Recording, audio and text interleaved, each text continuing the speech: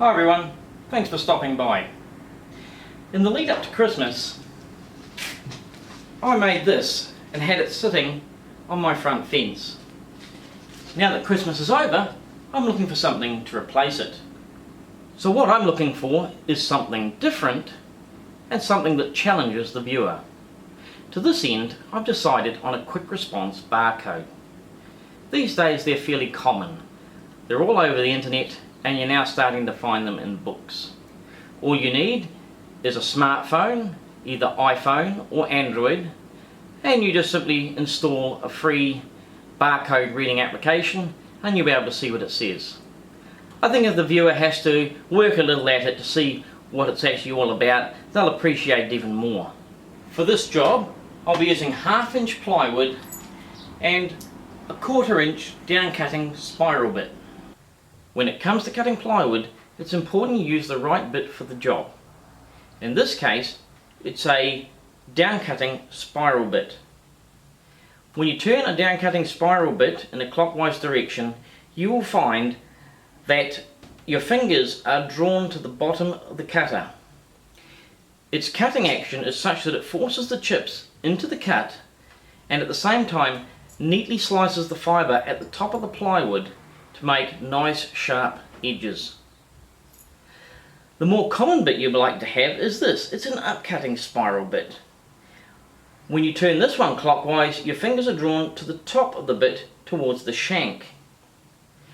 These will clear the hole or slot that you're cutting, but at the same time it will also tear the fibres at the top of the plywood and make your project basically ruined. If you don't have a downward cutting bit, your best shot is this, a straight flute cutter. It's not as good as the downward cutting bit, but it is better than the upward cutting one.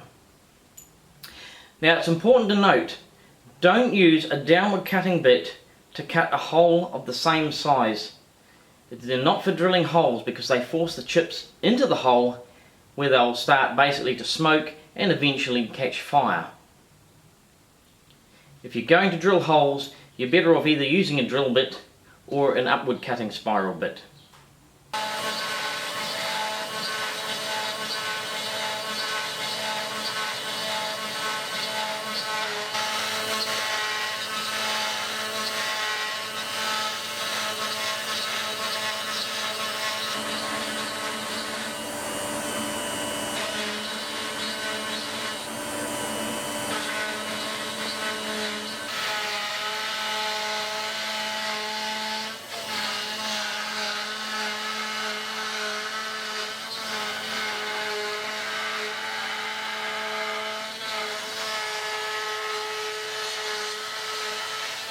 Right, well now that it's finished being cut,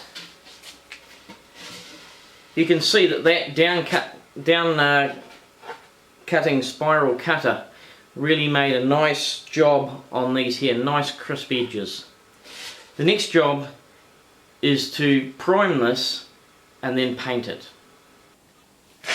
Now when it comes to priming this, I'm just using a basic water-based primer here. But I'm going to be using 2 brushes. This one here will just get the bulk of the primer into it.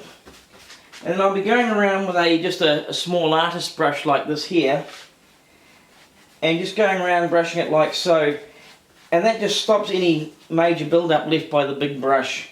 It can get right into these edges here and you're not left with a great pile of paint sitting in there. I find it just makes it that bit easier.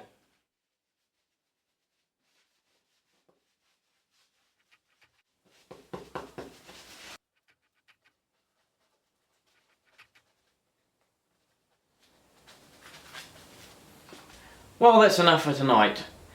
I've now got my coat of primer on the board and I need to leave it overnight to dry.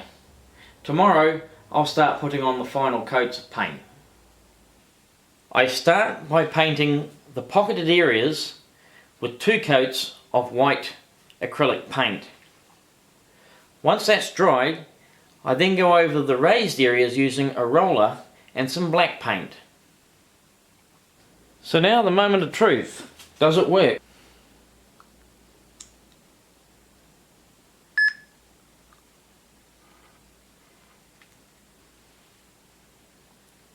Yes, it does.